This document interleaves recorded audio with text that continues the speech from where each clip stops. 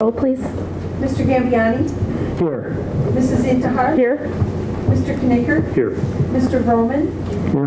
Mr. Johnson is absent. Mrs. Crackhill is not here yet. Mrs. Swanson? Here. And Ms. Panopoulos, would you lead us in the pledge? I pledge allegiance to the flag of the United States of America and to the republic for which it stands, one nation, under God, indivisible, with liberty and justice for all.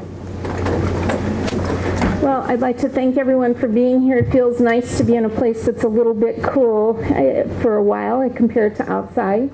And the first item in our agenda is recognitions and achievements and, pardon me, modifications to the agenda. Excuse me very much. Are there any modifications that staff or board members wish to make? There being none, we will go on to recognitions and achievements. And for those of you who are sad to see the Olympics no longer on TV and to have to follow them, we are happy to say that here in District 200 we have still yet another night of celebration that we can enjoy. So Dr. Harris, yeah. We certainly do, and thank you, Mrs. Swanson. Good evening, board members. We do have a recognition this evening we're very proud of, and we have some visitors here this evening that we want to recognize for their wonderful achievements. I'm going to just give a brief summary of the details of our Olympians that are with us this evening. That we had 9 gold medals, 6 silver medals, 7 bronze medals for a total of 22. I know everybody over the last several weeks has been watching the Olympics in London. We also had our Olympics going on here in our community as well, and we're going to be recognizing some of those students this evening. So I'm going to turn it over to Mrs. Panopoulos, and she's going to introduce some of the staff and students that are here this evening.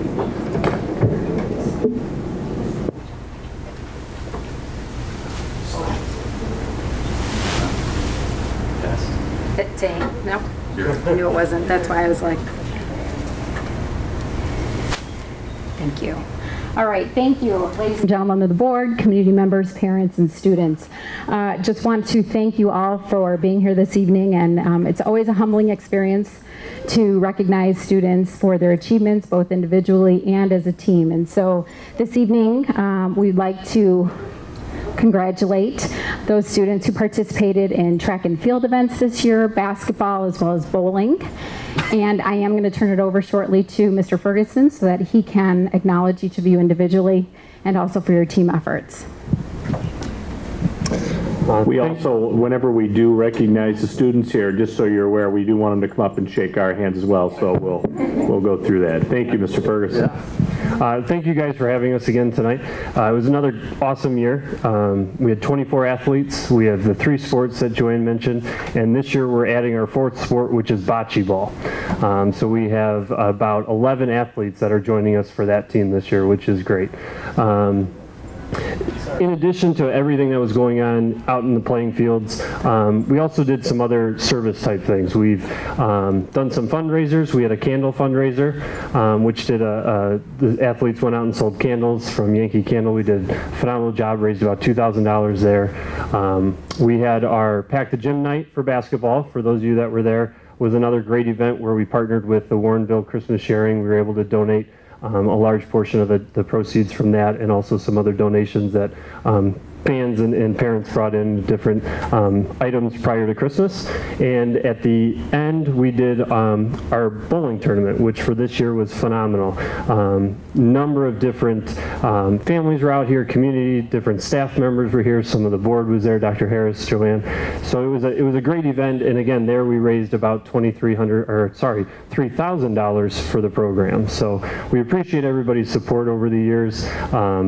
We pride ourselves on the fact that we are able to sustain ourselves as a program through all these donations and through all the support from the community, but also the fundraising that the students do. So we appreciate all your support.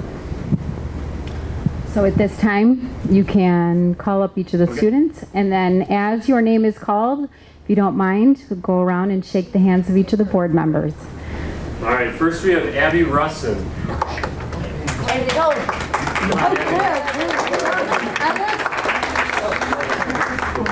Okay. Abby, congratulations. Proud of you. Lily Peckinpah.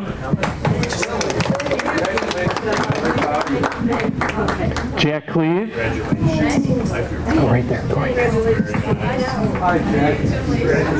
Rod Hooten.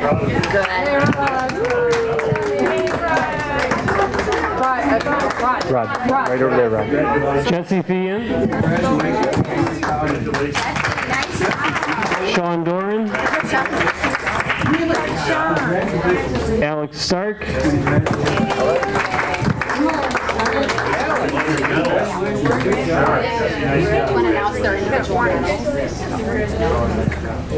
We also have some coaches here. We have Max Peckinpah, we have Amy King, and we have Cameron Huffnagel.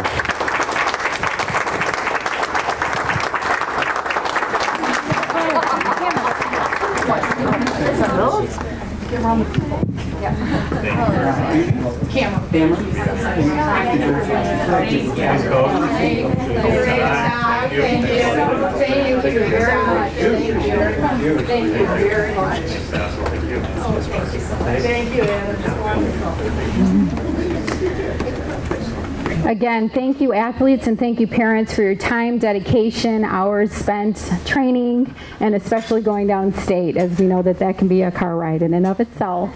So again, thank you all for your participation this year, and we look forward to next year.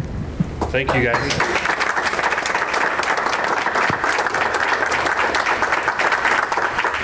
We're all going to go out for a picture. Yes, you all have to get a picture taken now. Congratulations. Good job. Thank you. Thank you. That's from Mario and Sonic London.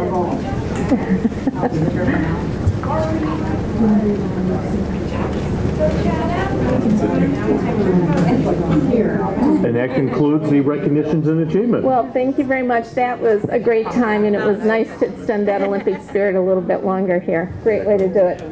Superintendent report. Oh, you know, I am sorry, I'm ahead of myself in the agenda tonight. Are there any public comments? People signed up?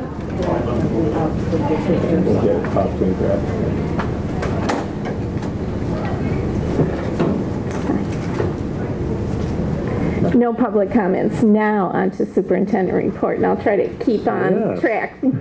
Check them one at a time here. Thank you, Mrs. Swanson. This evening in the superintendent's report, got 3 items. I am going to begin with the first one, which is I want to draw the attention to board members of one of the items in your green folder, which is the invitation to the community forums that indicates the days and times that will be taking place over at Jefferson Early Childhood Center. We have scheduled these open houses or community forums to provide some information about the school, get some tours of the building, receive community feedback, and today Erica was actually sending out a lot of those invitations electronically to several community members across the district, and we will anxiously await to see who all attends. You know, when you do these type of open forum things, you don't quite know how many are going to show up. We have asked for RSVPs, so at least we'll have somewhat of a head count, but we hope that we get a lot of community members to attend to learn more about Jefferson as a school, learn about the needs of that particular facility, and also some of the concept plans that we have put in place and the things that board members have seen on that back in May. So one of the things I would like to just make, it's more for the public, and I know board members, you have had the opportunity to view it on our website. We have a link that has a lot of detailed information, but one item in particular that I do want to show this evening is the video that staff put together, and I do want to give credit to Erica. She's not in here right now. She's out taking a picture of students, but she did help coordinate this along with support from the outside, and we staff worked hard on that. You'll see the not ready for primetime players, including myself here, but I do think we did capture a good message about what happens at Jefferson on a daily basis and some of the specific needs in that particular facility. So we are going to take a look at it here and for our community members to see it as well. It's about 2 minutes, so not very long here.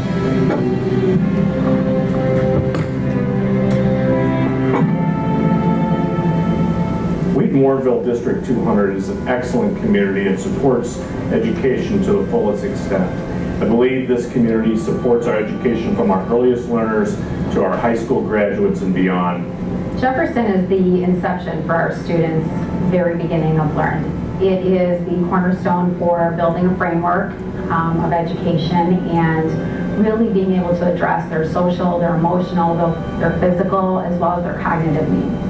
This school was originally built in 1958, and when it was built, it was designed and built as an elementary school for children the ages 5 through 12. Physical parts of the school, such as the heights of the sinks or toilets, the design in the hallways and in the classrooms, is not necessarily made for 3- and 4-year-old children. In one half of our wing, we have classrooms that have bathrooms. However, those bathrooms are not accessible for our students who are in walkers and wheelchairs. Accessibility is an issue. So 4 out of our 10 entrances are not handicapped accessible. And when children come into the building, it's a safety concern because they're walking by the buses. It's really not meant or constructed for a drop-off area. We have some students that are unable to attend Jefferson because they cannot regulate their body temperature or they're medically fragile. So because we do not have cooling in the hallways or in the gym area, we have some students who cannot attend Jefferson. Well, we do have many children with physical needs, and I think that's probably one of the hardest things here at Jefferson is that this is such an old building that we are not able to customize and make things accessible for our learners. We have a lot of those services provided in inappropriate spaces. Some of them are in classrooms, and we just partition off certain areas. Some are in the hallway, some are in janitor's closets, some are in the gym, some are on the stage, some are in the principal's office. We are not meeting the needs of the kids at the best level we possibly can. The need for New Jefferson is really tied into the fact of the current footprint and the current building structure. In order to provide the program that we want to provide for our students would take a major amount of work, and the cost, at some point, the cost and benefit to build new is much better than trying to renovate the current building. Jefferson has always been part of the building plan, so as we look to moving forward with Jefferson, we really had to take into consideration all of the factors, and it's really the end of our 20-year cycle of renewing and refreshing our buildings, and Jefferson has been on the list for a long time, and now is the time to address the need. I invite you and encourage you to please seek out more information about Jefferson so as a community member you're more informed about the specific needs for the kids at 3 and 4 years old in our community.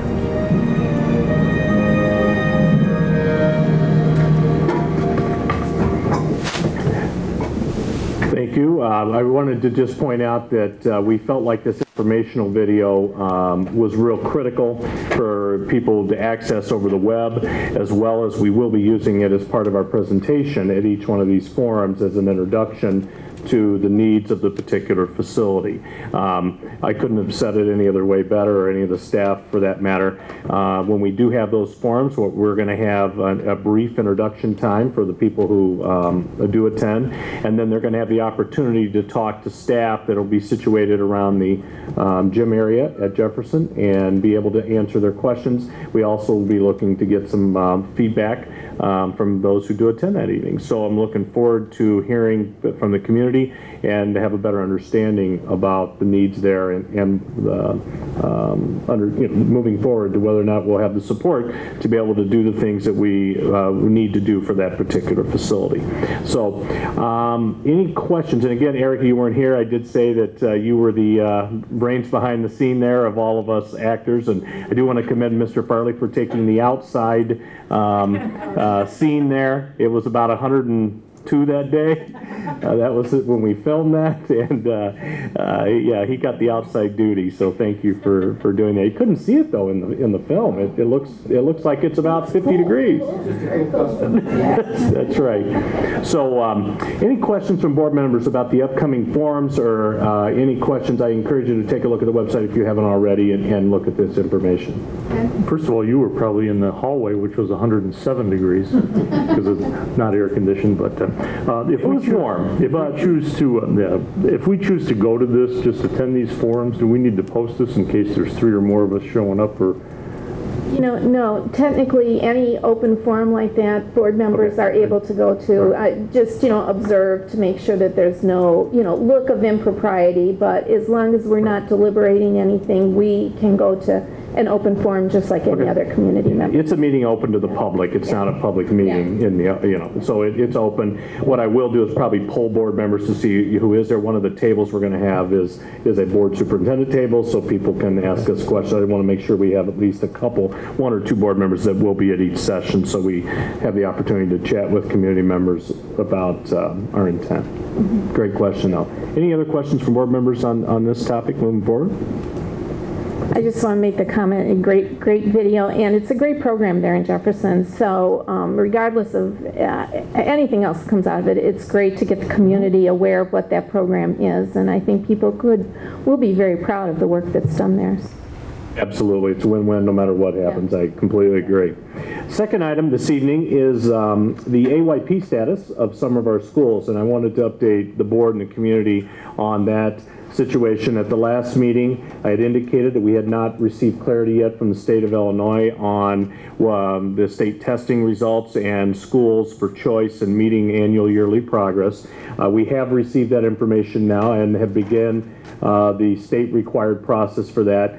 The state superintendent did let all of us know that the ISBE did allow for the status quo of the AYP percentages that it stated 85%, so meaning that was the target. It was the same as last year as it was for the previous year.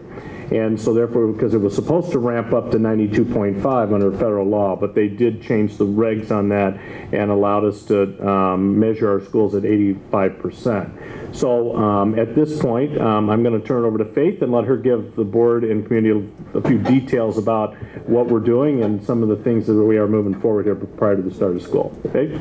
Thanks, Dr. Harris. As he stated, last time I talked to you, it was a 92.5 percentage, and we had our guesses at where schools would land. That did change a little bit when the state changed their mind, and it was at 85%. So of our elementary schools in math, everyone did make AYP other than Hawthorne and Washington.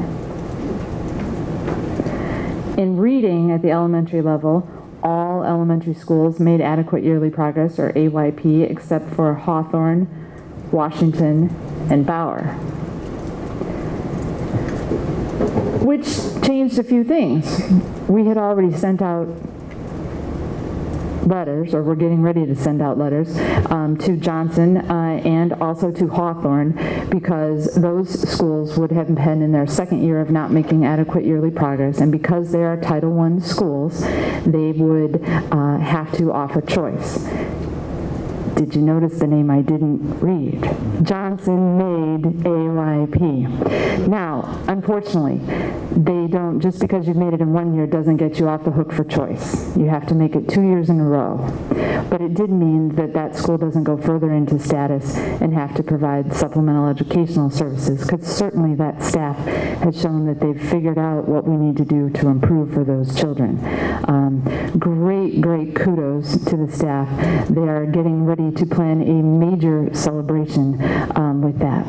But we did still have to offer choice to two elementary schools, and we sent out letters to all parents, and we held an information session. That was last night. We had 18 parents and families that were represented there, and today is the deadline for all parents to turn in whether they wanted to elect for choice or not. We did get quite a few parents that did indicate that they wanted to opt for choice, and as I've kind of gone through my spiel before, there are 9 different tiers of priorities of which students get to go first. The main reason that the law was written is for those students that are from low-income families that are not making it to have choice at other schools. So that's the first priority. And then it goes all the way down through 9 different tiers. We met as senior leadership team late this afternoon and were able to grant choice for the first 8 tiers of children, which means that we'll have approximately 12 students that may change schools. Now I say approximately because I've gone through this before, once in this district and several times in another district. When I start making phone calls and explaining what AYP really means, a lot of parents tend to change their mind and say, well, I'm happy at the school that I'm at. So I'll be making some of those phone calls. I would guess that the numbers will be less than 12, but that's my project for tomorrow. So I will be providing a much more in-depth information about this, as well as all the school data, at the next committee of the whole, which I believe is September 26th. But I wanted you to have an update now, because I'm sure parents may come to you with questions. Thank you, Faith. And I just want to reinforce a couple things there. First of all, Johnson Elementary made AYP, and that they made significant gains in both reading and math. And I will share with you that this was a very concentrated effort at that building with some very unique learning needs with our ELL population, special education population, Hispanic subgroup, free and reduced lunch subgroup, all of the above. And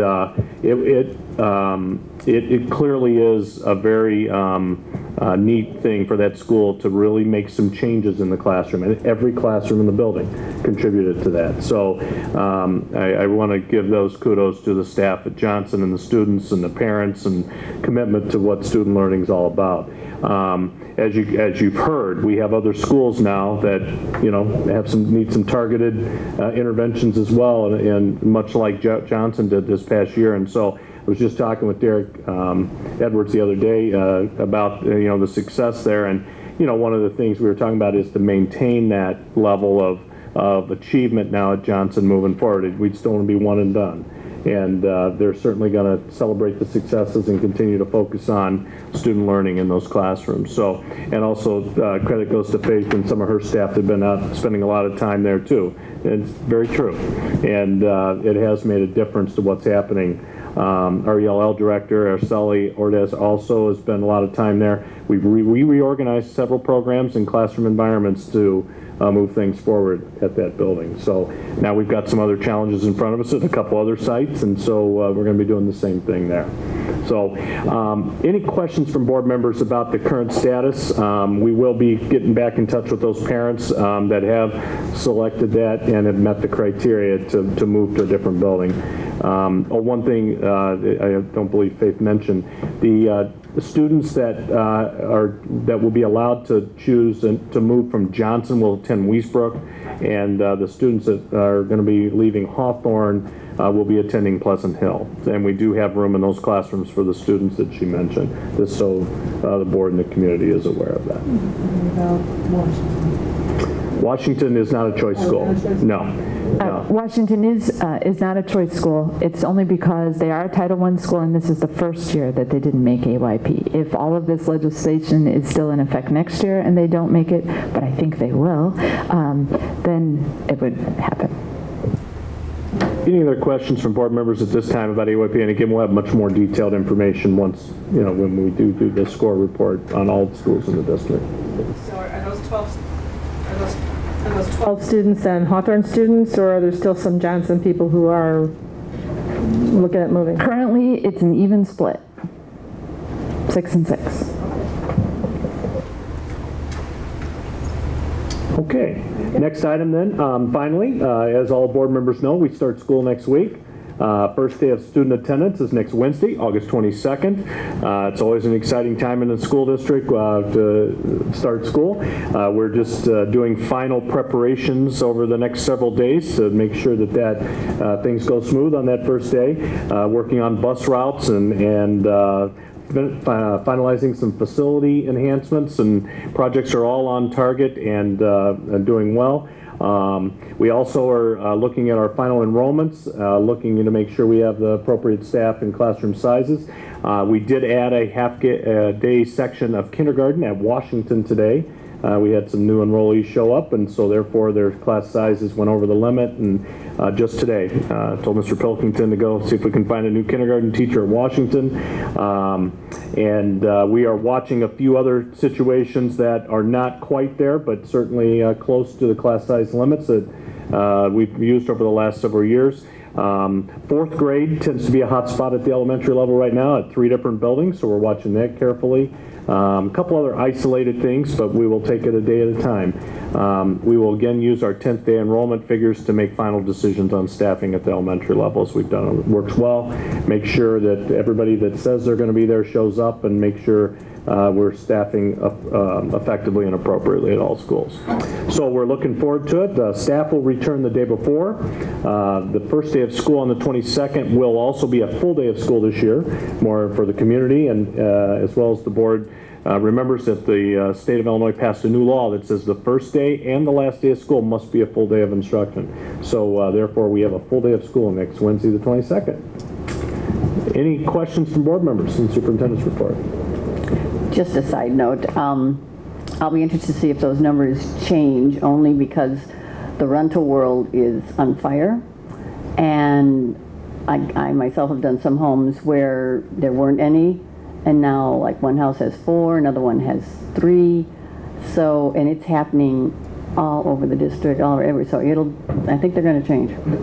Alrighty. Well, we'll find out between now and next Wednesday, and we will certainly watch it for a week or so after school starts too, to make sure that our classroom environments are appropriate. And this is it's more of an issue at the elementary level. High school, middle school, it's a little different flexibility there. We can certainly build schedules for students differently than we do at the elementary level. So thank you for that heads up from the realtor world. Appreciate that. That concludes the superintendent's report. Thank you very much. And now, if I'm on track, I believe we move to consent agenda items. And there are 8 of them according to my count. Adoption of the dates for the Chance to Chat sessions, acceptance and approval of the 10-year Life Safety Survey Johnson Elementary School, approval of Health Insurance Administration stop-loss policies and HMO renewal, approval of annual certification of serious safety hazard bus routes, approval of printer management services bid, approval of bills payable and payroll, approval of minutes July 18th, 2012, open and closed, and approval to destroy recordings of closed session meetings prior to March 2011 as allowable by law, approval of personnel report and supplemental personnel report. Are there any items that board members wish to remove from the consent agenda? If there are none, can I have a motion to accept the consent agenda as presented? So moved. Moved by Jim. Is there a second? Second. Second by Joanne. Questions, comments about consent agenda items? Jim? Just one comment. I had sent Dr. Harris an email earlier this week when the agenda came out, raising a question relating to the hazardous bus route certification.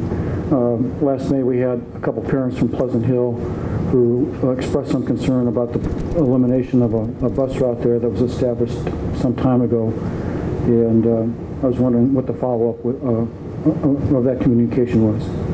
Sure. That particular bus route is not listed here as a hazardous bus stop, and we did eliminate that bus stop, as board members know.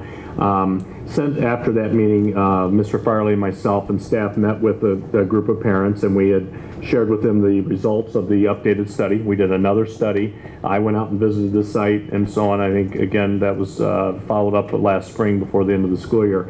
At this time, we have offered availability to the parents as a paid rider if they choose the space available option to any of the parents where that bus stop was eliminated. And I do believe a few of them have taken us up on that. Is that correct, Mr. Farley? Yeah, a couple, and some have not. So I think we'll just wait to see how that plays out. But they do have an option there, as we do have situations like that in other places in the district when we have a situation that they do choose to pay $1 a day to ride the bus. Okay. So does that mean if they say yes, the bus will stop where it was not going to stop before, as long as someone's paying? How's that work? The stop will still exist. They do not qualify for busing, so they are able to get on the bus on a space available basis, which means they pay the $1 a day. If we have some at that stop, which I'm assuming we're going to have a few, correct? Yeah. And just, you know, to clarify, this was a stop that really shouldn't have been a stop in the first place because it was closer than the distance that's set for a bus stop. It sort of developed ad hoc over the years outside the normal channels, and now it's kind of getting straightened out as we figure out transportation, which we have a greater and greater squeeze on our transportation funds. So yes, that's what the background is to this. Thank you. Any other questions or comments about consent agenda items? If not, I will call for the vote. And remember to vote online. Mr. Vroman? Yes. Mrs. Coghill? Yes. Mr. Knicker? yes, Mr. Gambiani? Yes. Mrs. Intihar? Yes. Mrs. Swanson? Yes, consent agenda is approved. And now we have two action items. The first is the approval of a resolution providing for redemption and payment of outstanding school bond series 2003B and 2003C, and the execution of an escrow agreement for the purpose of redeeming such bonds. First, do I have a motion and a second for that? So moved. Moved by Barb. Second. Second by Jim Vroman. And Dr. Harris or Bill, do you want to just briefly describe what this is about? yes. This is in direct relation to our bond refinancing that we've put forward to the board in the past, and I'll let Mr. Farley give a brief summary of where we're at in that process in this action item. Thank you, Dr. Harris. If the board recalls, we, through the Finance Committee and then through this Board of Education, went into a refinancing process. We are engaged PMA as our financial advisor to move forward with some refinancing for some bonds in 2014 and beyond that were going to be refinanced. Tonight's the last portion. We were doing around 15 million, and we've done 10 already, and this last 5 million is tied into the eventual, soon to be, hopefully, quickly sale of the Hubble property, former Hubble property. So this last 5 million, what we're asking the board tonight is pass this resolution to set up the escrow account for when those funds come in. And I want to take this opportunity. You're used to seeing, a couple folks are here from PMA, and I want to introduce them and ask them to come up. Mike Francis is who we work with our financial profile model, is here tonight as well, and Bob Lewis, who is normally here in the Finance Committee, used to be seen, and he presented to the board as well, is on a motorhome somewhere between here and Yellowstone. So Stephen Rodriguez, who works behind the scenes, is also here with us tonight, and they're here to answer any questions the board may have. Board questions, comments? No? Sorry you made the trip. Should have been on a motorhome too, I guess. I will tell you, once everything is finalized and signed, sealed, and delivered, we will come back and ask PMA to come back and kind of present to the board how the whole process went. I think we did better than we said we would back when we met at Weesbrook back in the spring, as far as that goes. So I think we're excited once this is will all be finished, and we can share that good news with the board and the community. One of the final pieces of this is the $5 million from the sale, so of the property, which we again hope to happen very, very soon. The developer's still waiting on a final permit, and once that happens, we will set the closing date. It's been delayed a couple times, as the board is aware. We do hope to have that closure done soon. It's out of our hands a little bit. We're just waiting on others to finalize the engineering of the site. So that's my understanding where that's at. But that is the final piece of this as well that will go into that escrow. Thank you very much. It's my understanding that the resolution actually needs to be read out. I think, do you have the resolution, Ken? I do. Okay. It's a resolution providing for the redemption and payment of certain outstanding bonds of Community Unit School District Number 200, DuPage County in Illinois, in advance of their maturity, and authorizing and directing the execution of an escrow agreement in connection therewith. Thank you very much. If there's no further questions or comments, we'll proceed to the vote. And once again, remember to vote online. Mrs. Intihar? Yes. Mr. Vroman? Yes. Mr. Gambiani? Yes. Mrs. Coghill? Yes. Mr. Knicker? Yes. Mrs. Swanson? Yes, motion carries. Gentlemen, go enjoy your evening. Thank you for coming. Next, we move to a written report. We have a FOIA report that was action item. You know what? I just obviously am in a big hurry to get out of here tonight. Thank you. Yes. I'm telling you. All right. Approval of agreement for community survey is the next action item. And can I have a motion?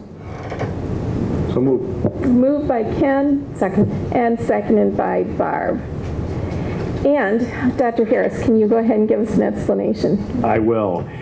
This particular item actually is coming forth a little sooner than what I had thought. Let me explain a little bit of the details about why.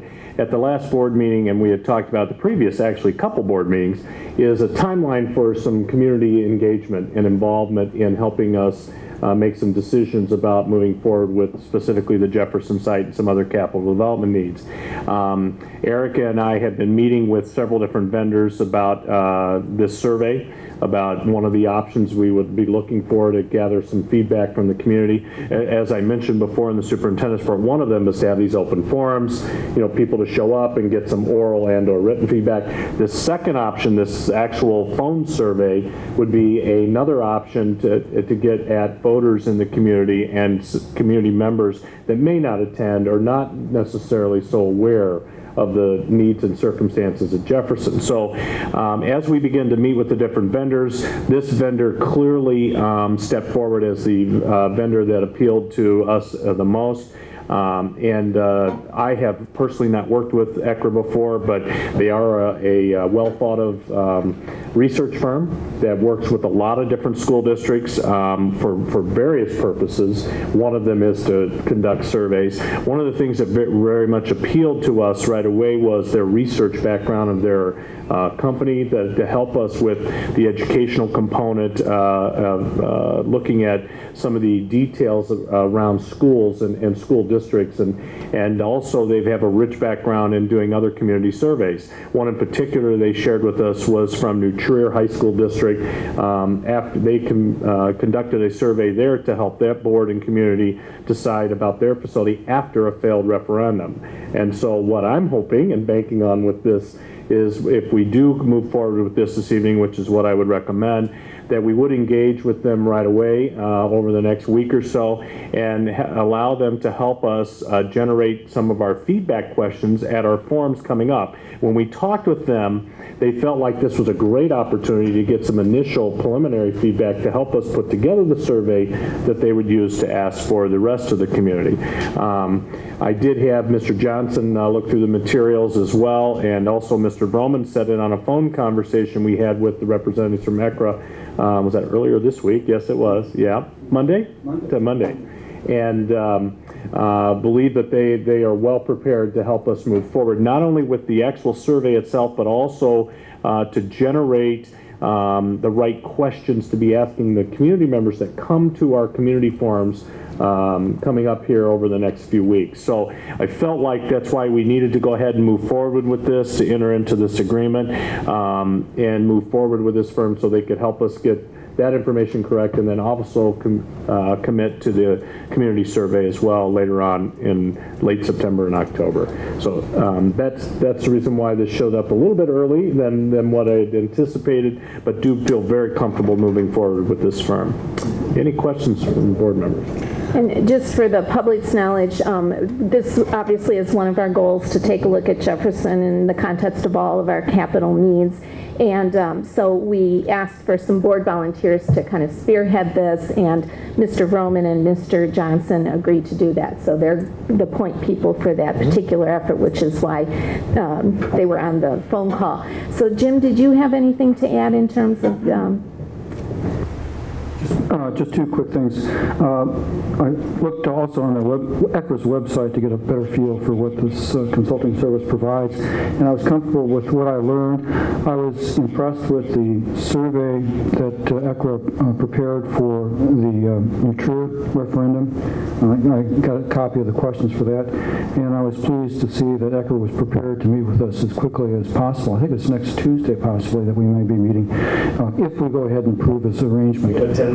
Yes, it's all tentative, but so I'm encouraged and I support the motion. Go ahead, Julian. When we did that survey way back when, wasn't it about 12 or 15,000 for that? It was. I went back and looked, and actually one of the comments Mr. Johnson made when I was chatting with him about it was that he was amazed that the cost of this was very similar to what the cost was, and I went back and looked, and it's within $1,000 of what the board had done. I think it was in '05. I believe it was, when I went back and looked in the file. And so those services, which, are still pretty consistent, which is great. And I was happy to see this. We did look at a couple others. One of them in particular came in a lot higher, and did not believe that program fit to where we're at and our needs. And I felt like this one was cost appropriate, as well as that they were very willing to work with us where we're at, along the road through this process. So felt like this company was definitely a good fit for where we're at right now. Okay. Go ahead. Just from that last one in '05, that I thought we felt it was very worthwhile and really helped hear from the community and inform the questions. I mean, that is you want to get that right. You want to make sure you're asking right, so you hear responses. So I think so. And if we do choose to go to referendum at some point later on in the school year, we want to make an informed choice. And I think if we have some information there, it would help us make some good decision and put it out in front of voters and ask for their approval. Dr. Harris, I think it's a one-year agreement, right? Is that, I don't have I can't get the document open. Yeah, it is. It's a very target. Yeah, it's a very short term. Have they presented, Jim? I guess you guys are involved on the timelines that they're going to execute these tasks in. Have we seen that yet? Yeah, actually, they said they'd meet our timeline. Remember I laid out the timeline? They said they would conduct a survey in early mid-October, report to us. So we are prepared then, if we choose to put a question on the ballot next spring, that they're more than comfortable meeting those deadlines. So I would anticipating have a full board report on this. I'm doing this off the top of my head here. Hold on, I do have it here. Was it the November board meeting?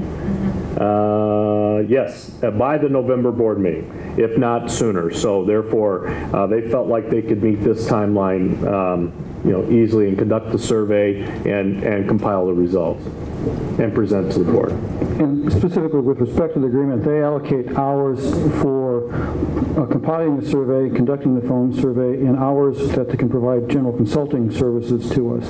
If it turns out, in response to a question Erica posed, that they don't expend I think it's 60 hours for the survey, if I remember correctly, they'll reapportion what's ever left to that to consulting services for no change in the price. So those are just kind of ballpark estimates of what they believe they'll spend on those two areas of practice. But if it turns out that they don't spend as much on the survey as they anticipate, we get a few more hours of their consulting services for general consulting and moving ahead if we choose to with the referendum. Other questions, comments? And just to clarify, I mean, even though Jefferson is our naughtiest problem right now, there will be other things that we're finding out from the community in terms of capital needs and such. Am I correct on that assumption? Yes, I mean Jefferson is certainly the highlight. However, we do, as the board knows, have some pretty significant capital needs that we identified last spring that we would like some feedback from the community about how to pursue those. Some of them are more urgent than others, no doubt about it. Some are more preventive in nature, that believe the situation at Jefferson is the priority. And so it is a combination of several things. It will be, and that'll be an important part as we put this survey together to make sure that we are comprehensive enough to get the information we want. Right. Dr. Harris, this letter of agreement doesn't have a whole lot of, dates and particulars in it. I would presume that those will be filtered into some sort of a contract or I mean, how will we have any guarantees? Because you talked about some pretty aggressive timelines, and as you were speaking, I pulled up the agreement because I didn't remember any dates in the agreement per se. So, gentlemen's agreements are fine, but I'm a little bit wanting to see something This is a standard agreement they use when they do their services like this. For a couple reasons, we didn't put details in there, and one of them was, if recalling the conversation, is to have some latitude, as Jim mentioned before, because if we narrow it down too much, are you talking about the actual completion of the survey? Well, yeah, right, because you said you want to have results to us in November. It's August.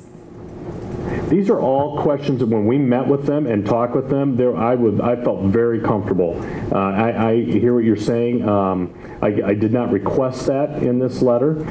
Certainly I can go back before I sign off on this. I mean, I could ask for clarity there or some type of a addendum to that. I can do that. However, to move forward, I would feel more comfortable approving this as is, and then certainly follow up with them and with some more details. I did share this, the timeline with them and feel more comfortable with that, and therefore the way this is structured too, the payment is to pay half up front, to engage them, and then the final payment's not there until after the fact. Quite frankly, I believe this company has a lot of other services to offer us, possibly down the road, and not only in survey work. I think they are very anxious to do a very good job for us and to meet those expectations. They're very clear on where we're at with this. I guess if I feel at any point that we're not going to get there, I certainly will, follow up with them and do that. But I would, ask. I understand the concern. I hear what you're saying. However, I guess I have confidence that they're going to be able to meet the timeline that we're looking at. And therefore, that's why the payment structure was half of it up front, half of it at the completion of the survey. I believe that carrot plus the anticipation that they would like to work for us more into the future with some other things, I think is appealing. Yeah. I was going to say I had an opportunity to look over their brochure of materials and such, and my profession many years ago was actually in market research and that type of thing as a research analyst. And so as I looked through there, all of what they were saying really impressed me. It was actually very exciting to think about getting connected with a firm like this. And I hear what you're saying about the deadline. On the other hand, it could be that as we do these community forums and consult with them, they may say, you know what, you need to slow down and really rethink about what you're doing. And if we're locked into you've got to finish it by this time, then we're throwing money into a survey that may not really be necessary at that time. It may be better later. So it's, there's both sides to the coin.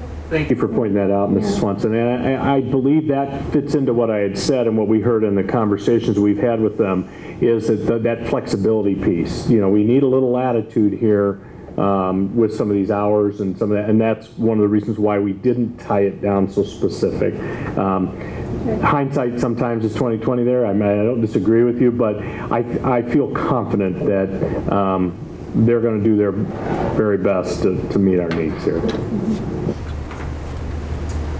Any other comments, or are we ready to move to the vote? Go ahead, Beth.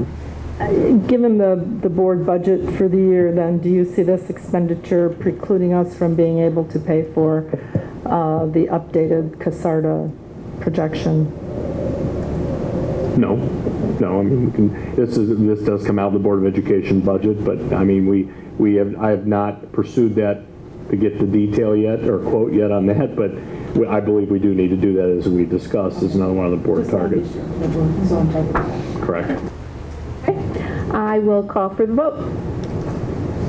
Mr. Knicker? Yes. Mrs. Intihar? Yes. Mr. Gambiani? Yes. Mrs. Kotkill? Yes. Mr. Broman? Yes. Mrs. Swanson? Yes, motion is approved. Now are we on to the FOIA report? Yes, we are. Thank you. We have a written FOIA report for your review. After that, a discussion item. And here we move to talking about the Board of Education committee structure. One of the goals that we had this year was to sit down as a board and look at what our committee structure was. Last year we had some committees that were formed really specifically to target board and district goals. We actually have in our policy a policy for board committees, but that policy is very outdated in the sense that it has not been used in that way, at least since I was on the board. So the committees that they have outlined in that policy are things that we don't use, and actually I don't even know what the origin of some of those committees that are listed in that policy are.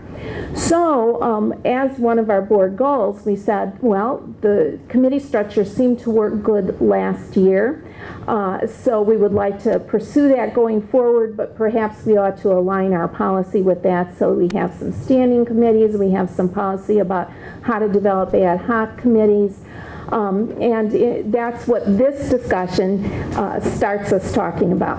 And in preparation for it, I took a look at some policies across other districts and committee structures. Barb took a look at them and tried to collate some of the important policy points we saw in other districts, as well as some of the other committee structures that we found in other districts. So I guess tonight we start this discussion. Coming out of tonight, I would like to have two things accomplished. First and foremost, I'd like to know where we are in terms of what committees we would like to have, either standing committees or ad hoc committees, so that all of the work that needs to be done this year, I understand how we want to pursue that as a board and can ask for volunteers to serve or head up those committees that we need to form. So that in my mind is almost priority number one. And then priority number two is to think a little bit about policy points or language, not to necessarily do wordsmithing at the table, but again, just like we did with our board goals, come up with concepts, ideas that then could be translated into a policy for us to review and fine-tune later. So those are my two objectives of this discussion, and anybody, Dr. Harris, do you have anything you'd like to add? Just a couple points of clarification. First, if you looked at this board policy, the last time it was updated was November 1996. So there was obviously some things going on in the district at that time, and it's probably the last, or that is the last time this policy was revised. So it's quite a bit of time. I mean, almost 16 years there, if I did my math right quickly. It's a long time. So, you know, policies do need to be refreshed from time to time, and I think this is more than enough, enough time to take a look at this one. Second thing is, I do think it's real important to establish some standing committees, as Mrs. Swanson said here, as your board policy reflects. So let's make sure we make some edits here and get it right. Establish these standing committees based on the hard work that the board put in, establishing your own goals and the district goals and my goals. So we need to have our policy in line with the work that we put out in front of the district to work toward over the next year. So that would be my only comments at this point. So with that, I will open it up for comments, discussion. Anyone care to lead off? Barb? I guess I will. What we wanted to do, you know, in looking at this is have the policy have enough committees, but not too many, so that we're not having to change the policy a lot. So we thought the important standing committees should deal with our finances, our facilities, and learning and teaching. So those are the three big items that we really need to have as standing committees. And then we felt the policy should grant the authority to those three committees, and probably we need to specify committee of the whole, but I think we left that out for some. No, we don't need to do that in the policy? You probably, I don't know, it is in here. You don't really need to because it is part of the statute. So okay. You really don't need to. You know, policy, you don't need to restate the law. The law allows it. You can. Okay. Some policies do that. No, we don't want to do that. But I would not recommend that. So you can do committee of the whole without it being, you know, a committee structure. Okay. Anyway, and then we wanted to give the authority to those committees to establish ad hoc committees if they come across issues that they feel they need to have a study group or, you know, or something like that. Or they might have a permanent subcommittee. And we were thinking that maybe the facilities committee might want to have a permanent subcommittee called buildings and boundaries, or, you know, boundaries or something like that, so that there's an ongoing look at enrollment and where people should be. So you know, again, we're kind of looking for flexibility as well as something firm where we need it. So. And then we wanted to specify, as many other districts did, all this information will be posted on the website. Minutes will be posted on the website. Minutes will be taken at all the meetings and provided to all board members and approved at board meetings, so they become part of that board meeting packet and accessible for viewing by the public. Thank you. Any other comments, questions? Ken? Are these committees listed on the back right here ones that are already documented in the policy? Well, if you... Like Behavioral Interventions Yes. Committee? Yes, yes. That's in our current... Employee Relations Committee. That, we do not know.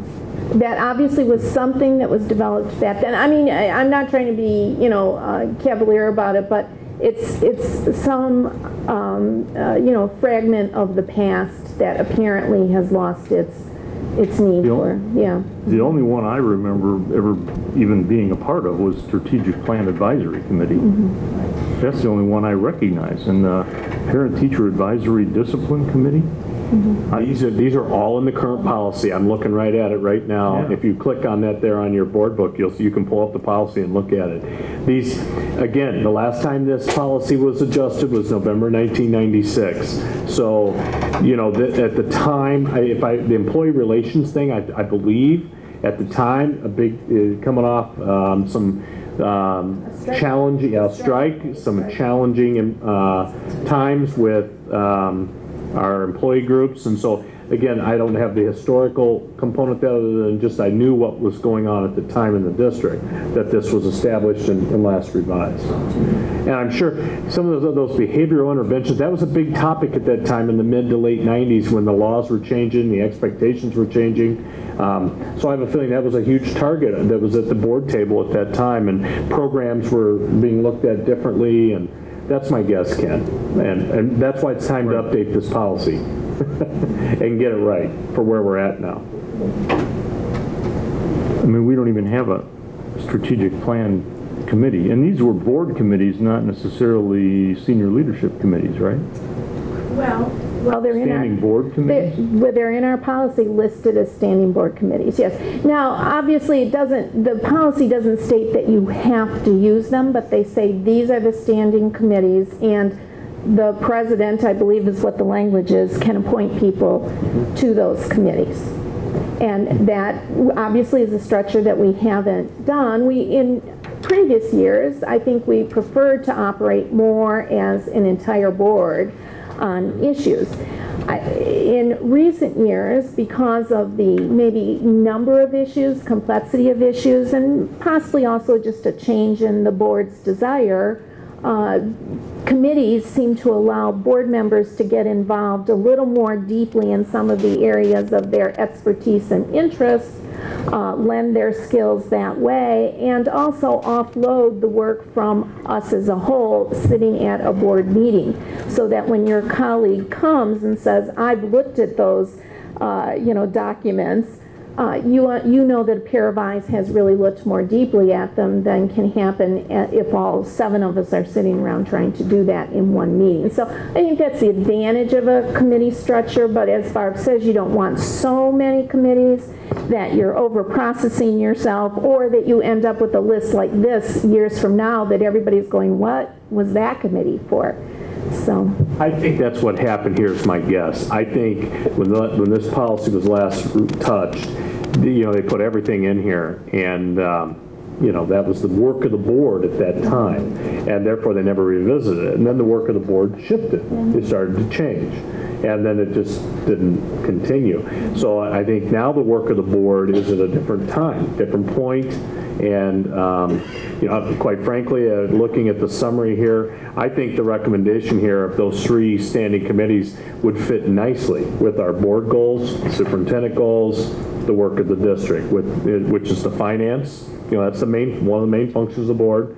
Learning and teaching, that's what we're all about, school district. And then finally, facilities.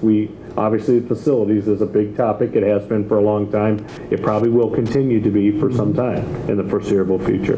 Seems like to me very appropriate recommendations, and it's consistent with what you see in other districts. Now they have different names for them a little bit. You have to look at some of that wording, and I am familiar with some of those situations. But essentially, those are the 3 main functions, and I believe that's where, you know, Rosemary and Barb came up with this when they really started looking at other places.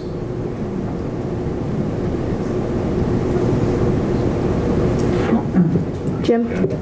Well, I was a little confused when I saw this on the agenda because I wasn't sure where we were going with this. I had looked at policy on the standing board committees, and I felt, gosh, there was something already in place that we could have used. I didn't know that this policy was there until it was pointed out to me a couple of weeks ago. But this past year, we had a collective bargaining committee. That could have been the employee relations committee, standing committee. We had a capital development committee. That could have been the facilities committee. We had finance going already. And we could have tailored the, was it learning and, what was it? Learning and teaching into policy or strategic plan advisor or whatever. So I don't know if we need to throw out the baby with the bathwater here. I think we can just make some modifications to this based upon what we perceive to be the hot issues that we need to address, and maybe change the name slightly of this, but I don't see any major revision to the standing board committee policy that we need to make. Something's in place already.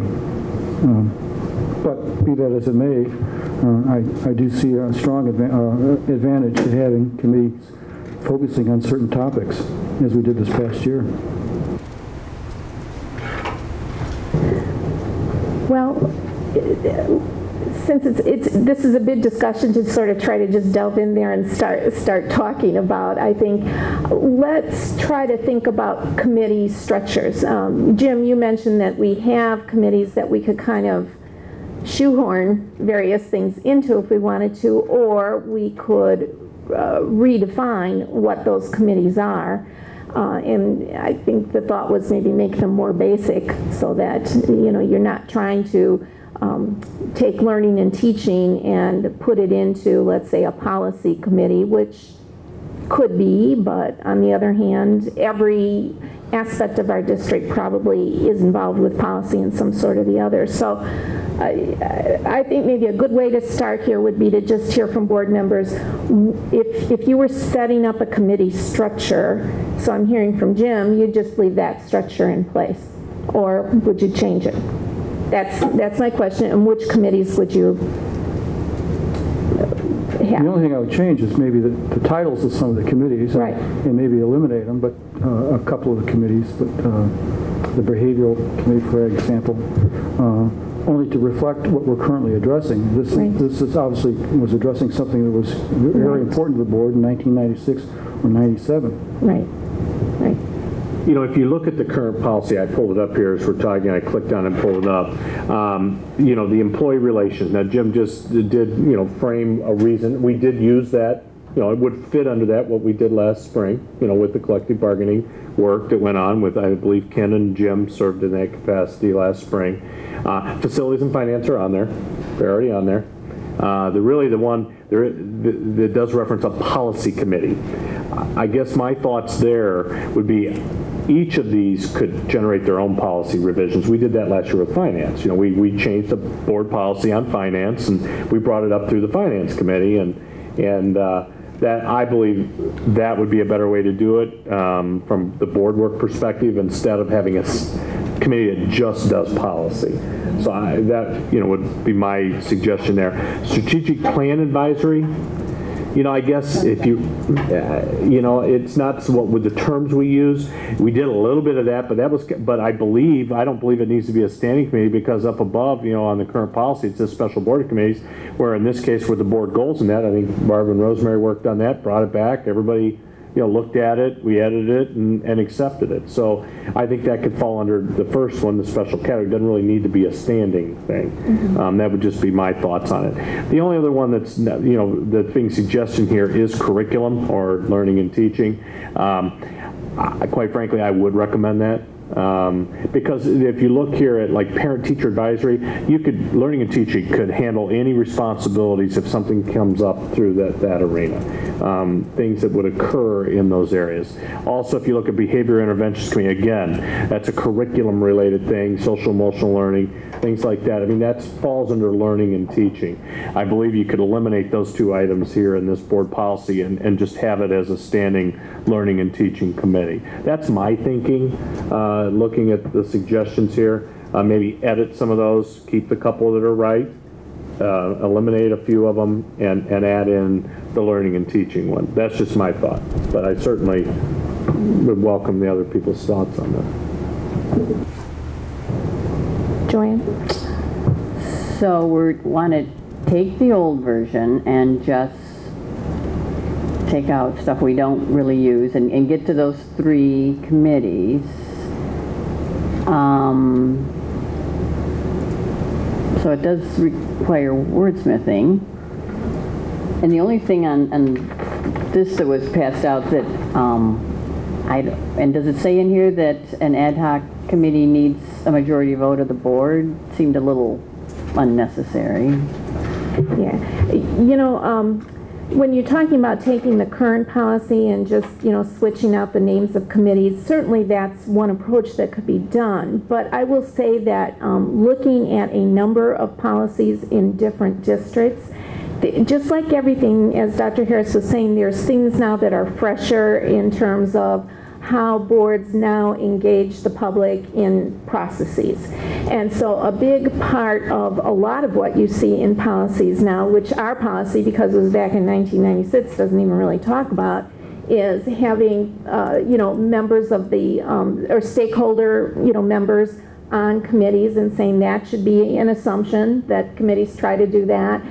Talking about complying with the Open Meetings Act in terms of, having it posted and that sort of thing. Our policy isn't real precise, and certainly I don't think it's too much up to date in terms of posting things online and all of that sort of thing.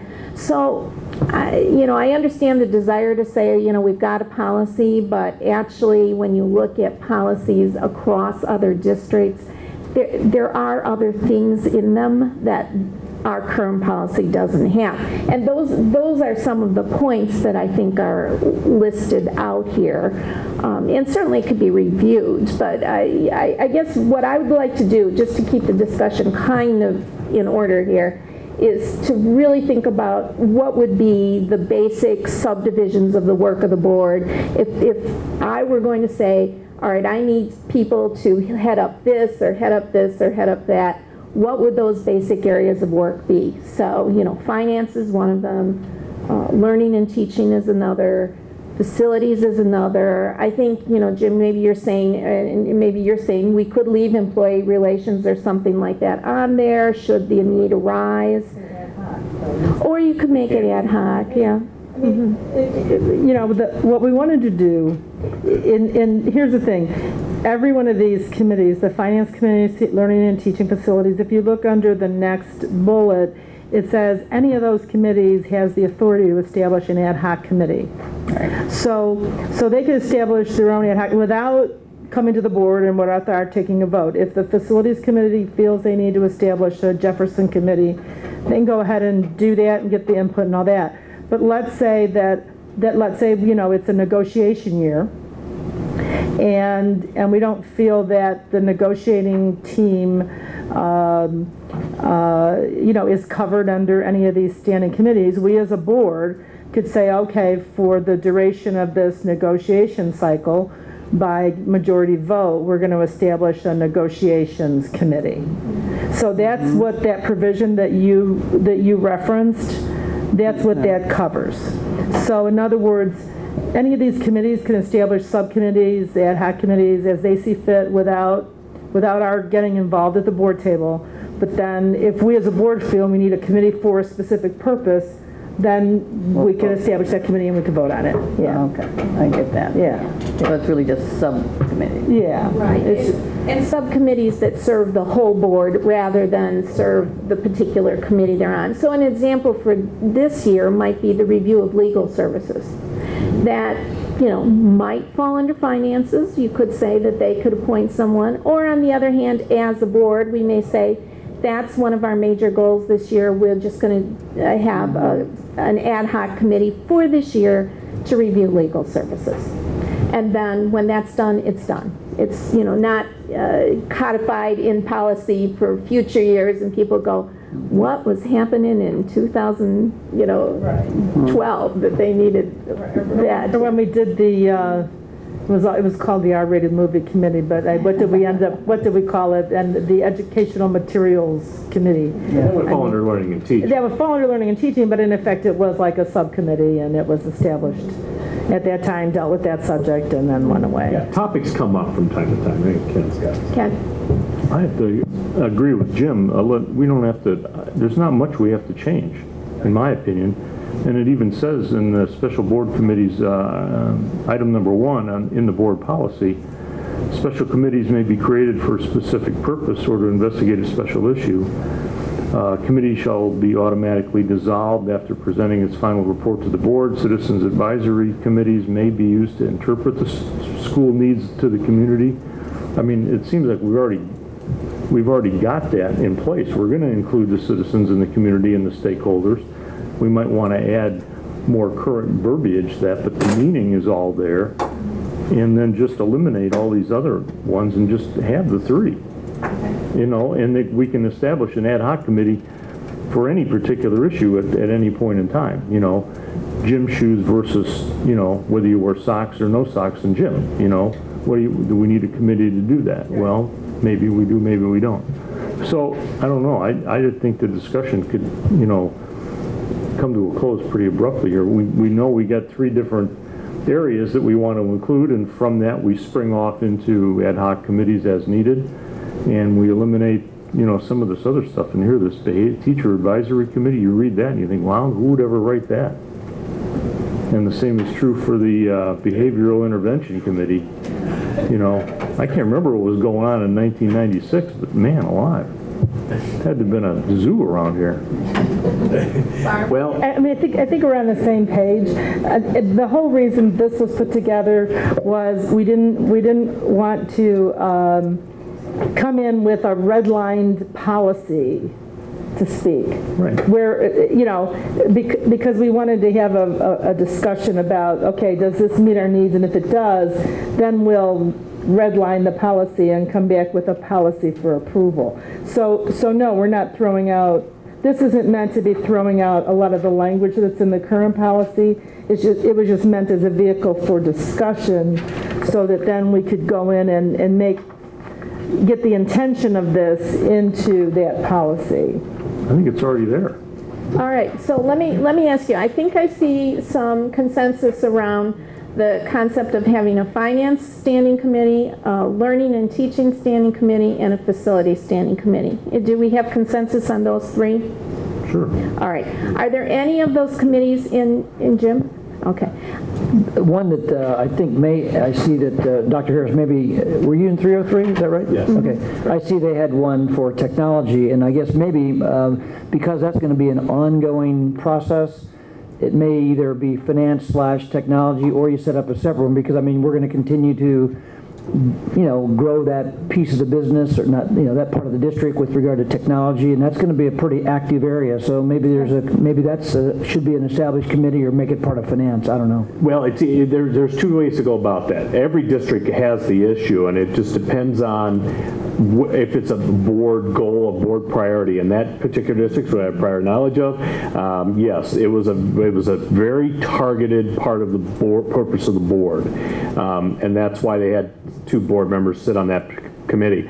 I have seen it structured either under finance or learning and teaching. Go either way. And quite frankly, that topic sits in both of those arenas, because there's the money component, absolutely, because it is a costly, you know, thing we need to pay attention to. However, it also is our core business, about what goes on in the classrooms. And so I believe that, in my opinion, that topic, I think, and I've experienced it in my previous district, sits in both of those arenas, and I'd hate to have a standalone thing, because then I'd like to have the discussion in both those arenas. Finance, talk about it. Learning and teaching, talk about it. That would be my recommendation from my seat. But you're right. But in that case, it was a very targeted board topic at that time. It was part of their goals, and it was a very specific. It was on referendums. I mean, it was very much a targeted thing, and that's why it was there. I have to say that I support what Jim is saying in terms of technology, because for our district, we are making a big turnaround. I mean, we're kind of turning the ocean liner around here on a very sharp turn. We're going around a little cone with a big ocean liner. So it does seem like we could profit for, a year to have at least some, targeted look at it. If you had to pick one of those, you like to have it under both of those. So in other words, both finance and learning and teaching could have. I think we could generate agenda items on both of those committees on that topic, is what I'm saying. Okay. Because it is a significant initiative, we have a budget commitment to it. We've got a professional development commitment to it. It's part of my goals, and so therefore. But I think that context of that discussion would be better served in the learning and teaching context, and not so much in finance too, though. I mean, it has to work together. That would be my thinking. So I think there's agenda items for that topic in both, and that would be my thoughts on that. Barb? I mean, the standing committees, as we are documented in policy, are to deal with policy issues. So if there's a technology policy issue that needs to be discussed, then that technology policy issue needs to be discussed in terms of how does this fit into our financial policy, and how does this issue fit into our learning and teaching policy. To have a separate committee, I think, is not the right thing to do with that. And I think when we looked at that, I think that's how we felt, because these are policy committees. These aren't, management committees. So that would be my thinking on that. And technology, we're pushing it into the classroom. It's not a separate thing. We don't have technology going this way and our teaching and learning going that way. So I would be opposed to putting anything in the policy that calls for a standing technology committee. As I was thinking too, and it could sit on, and we could see agenda items on the facilities too.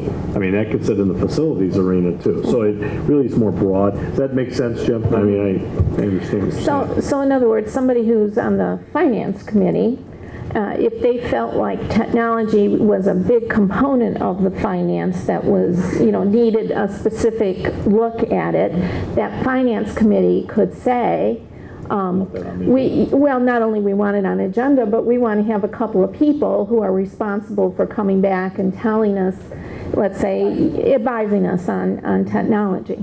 So the finance committee could do that. If we have it this way. The Finance Committee and the Learning and Education Committee could get together and say, hey, why don't we have one member from each of our committees on a ad hoc committee, technology, so that we're both communicating with each other and working cooperatively and collaboratively. They could do that. But that would say ad hoc committee. Yeah, that's fine. Correct. We're covered. All right, so I'm hearing these three. And other than that, other ones from the old policy that need to be brought forward, as anybody thinks about it, as a standing committee. Okay? All right.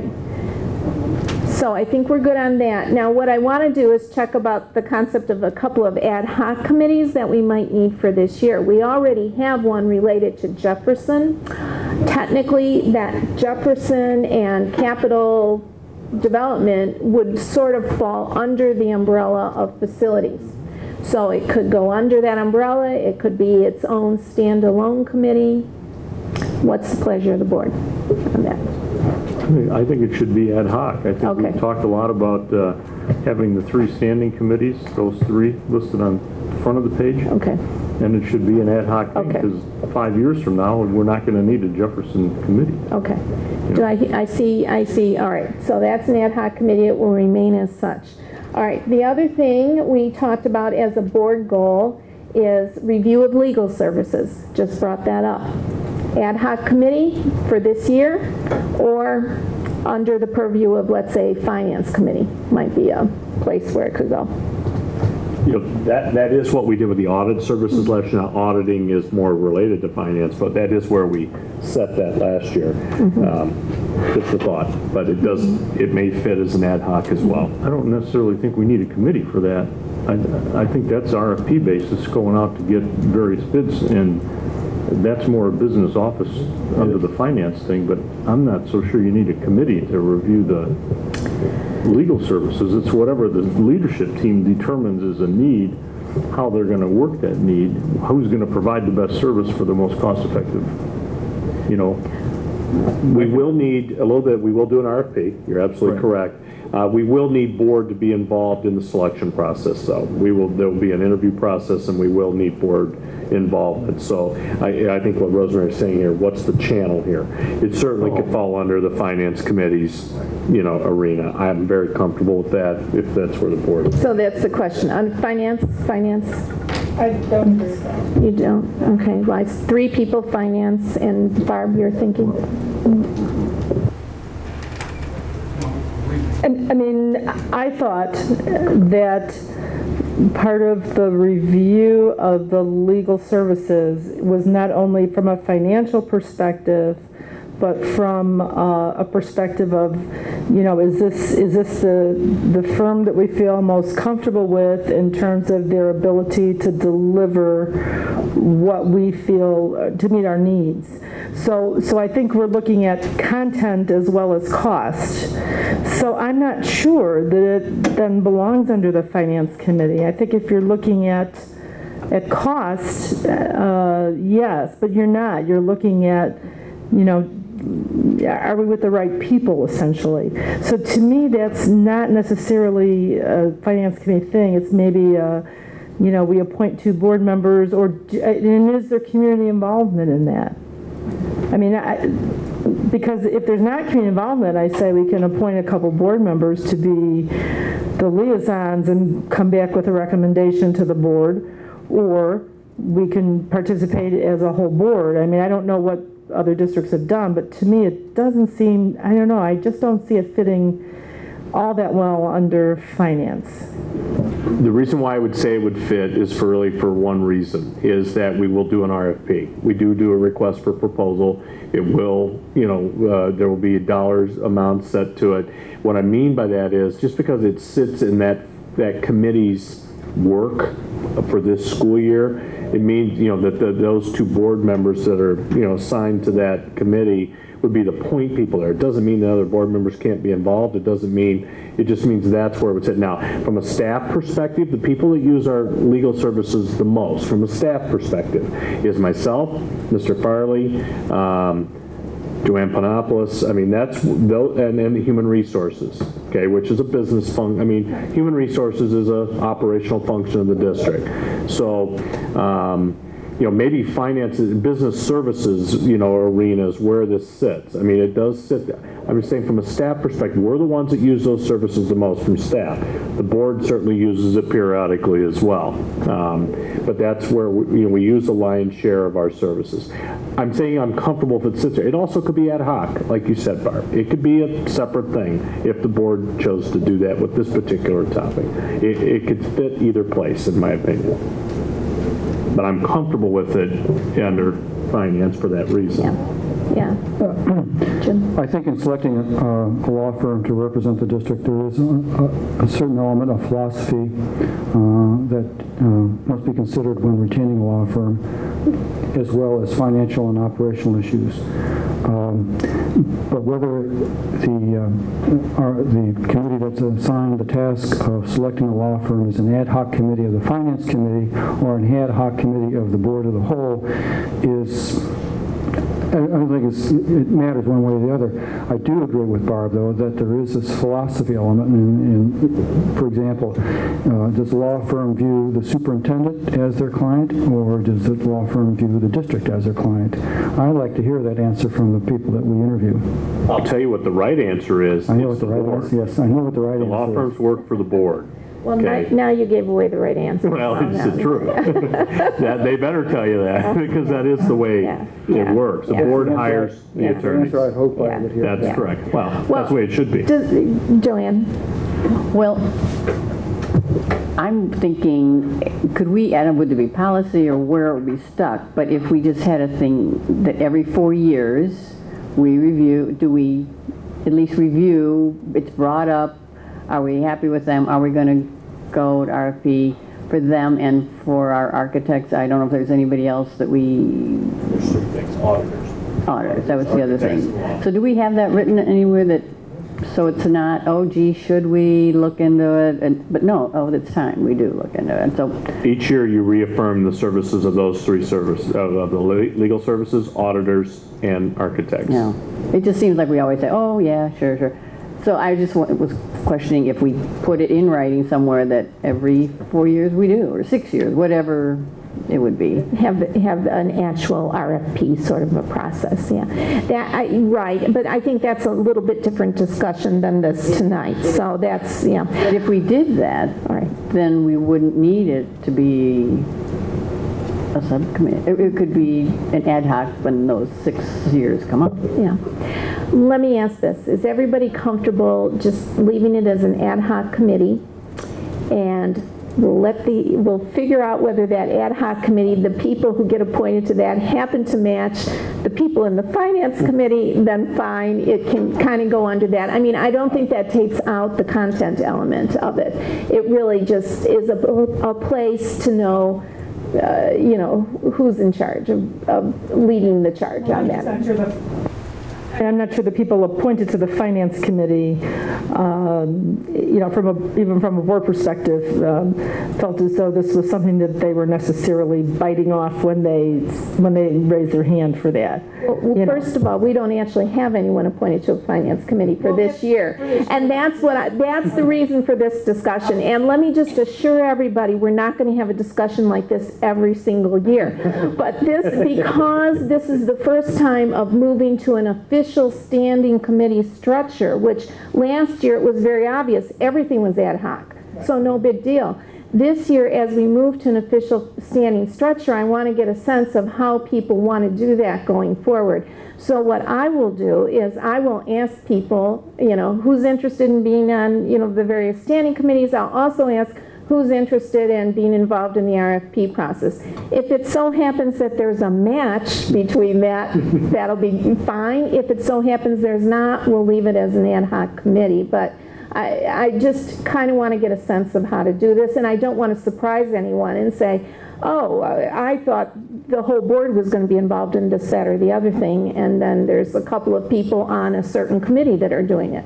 So that's it. And so let me just ask one more question. The last thing that we talked about was enhancing meeting communications and stakeholder engagement. That's kind of another broader board goal. So ad hoc committee, ask people who's interested in that as opposed to trying to stuff it under one of the standing committees that are suggested here would be my thinking, but I want to see how everybody else feels about that.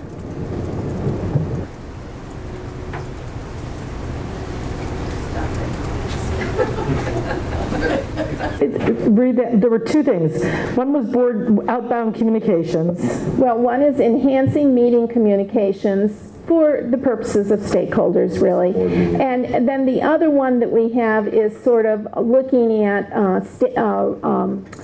formal stakeholder engagement process. And those could be two separate items. I could see where they, I could see where they could be one item, because in both cases you're talking about having that two-way conversation with the community and how you go about doing governance, more or less. It's improving governance. So it could look like that. A couple of people who are interested in overall improving our governance with respect to that two-way conversation. Jim? I think that should just be an ad hoc committee of the board of a whole. I don't envision it being an annual thing that we have to keep doing all the time, but that's, yeah. You know, the shorthanded name I came up with was governance enhancement or something like that. But it really has to do with the communications and governance or something like that. But not a standing committee, an ad hoc committee that would work on board communication of our meetings information, as well as engaging stakeholders in various processes that involve decision making. How would we develop a formal process to do that? So communication and governance. Yeah, was the idea that I had. So I'm just bouncing it off of people. Ken? It would seem to me that we've got a communications person that communicates for us to the community. I guess my bottom line, I don't know whether we need this at all right now. I mean, I know we have to communicate to the community, but on each of the issues that come up in any ad hoc committee that would come up, we're going to get stakeholder participation based on what we're going to leave into the policy. It seems to me that we're doubling up on this a little bit right now with what you just talked about. But maybe I'm missing something that you're saying, but governance and communication, that doesn't mean anything to me in terms, nor if I was in the public sector or in the public, it wouldn't mean anything out there either. So I don't know. It seems to me that we're muddying the waters a little bit. I think we should keep it pretty simple.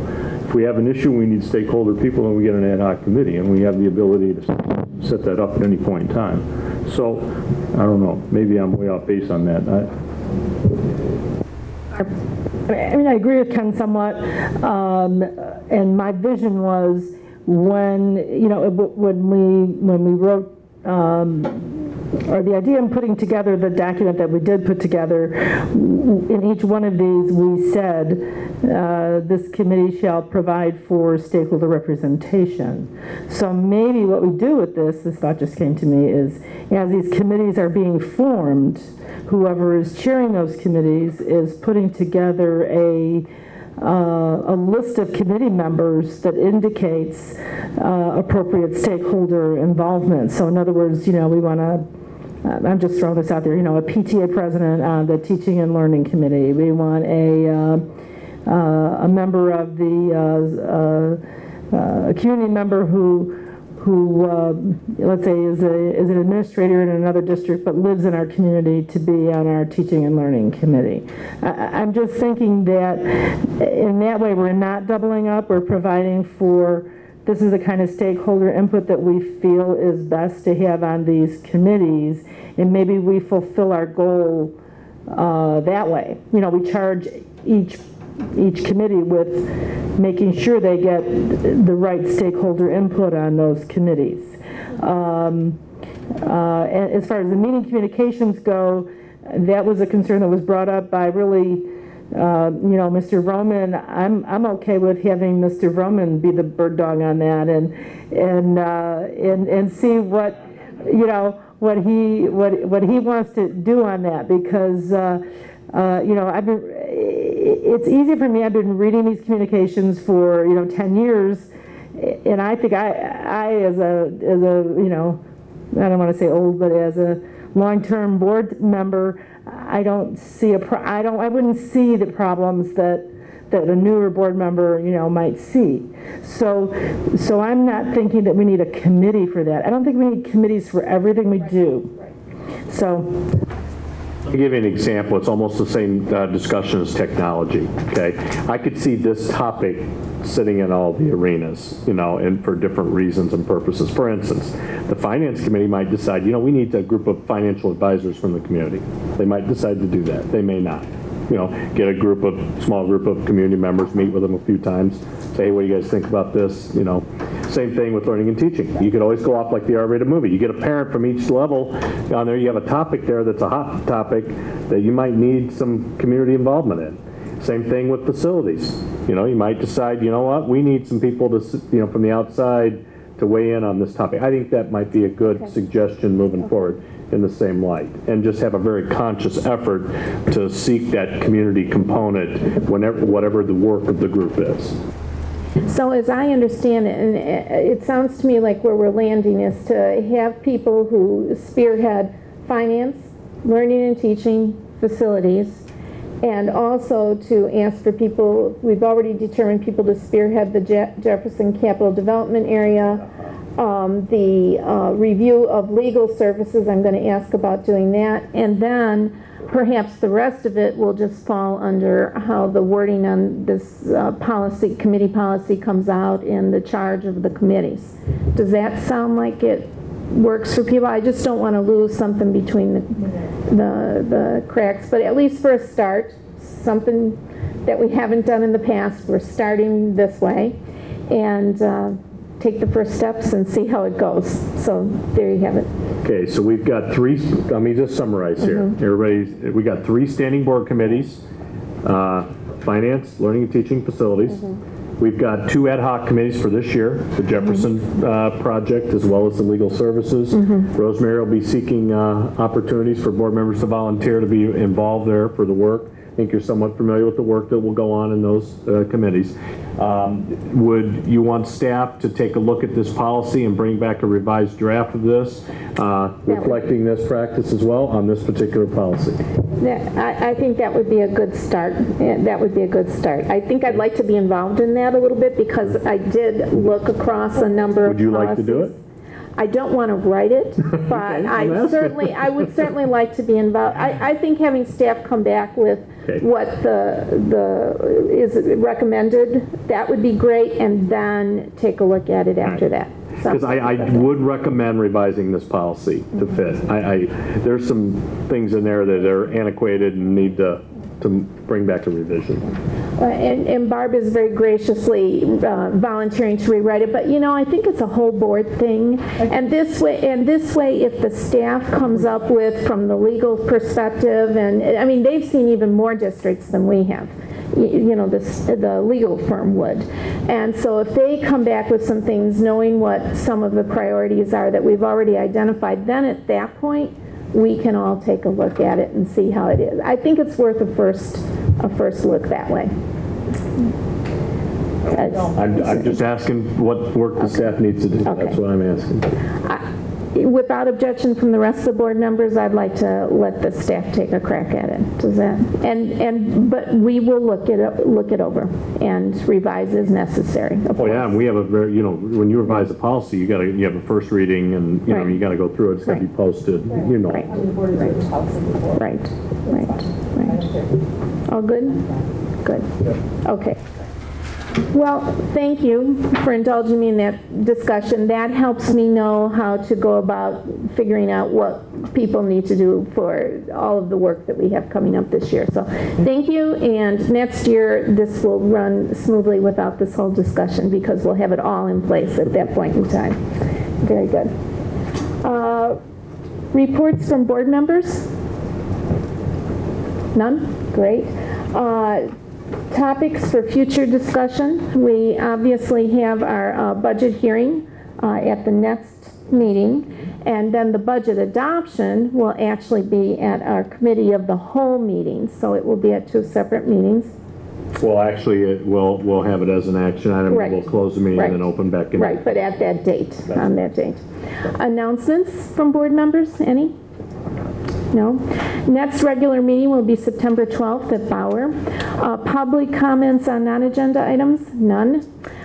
Closed session. We do have need for closed session dealing with the setting of a price for sale or lease of property. Do I have a motion to closed session, to adjourn and move to closed session? So yes. Okay, moved by Ken. Thank you. Second. I agree to it. Moved by Ken, seconded by Barb. And Mrs. Center, will you call the roll? Mr. Knicker? Yes. Mrs. Intihar? Yes. Mr. Vroman? Yes. Mrs. Coghill? Yes.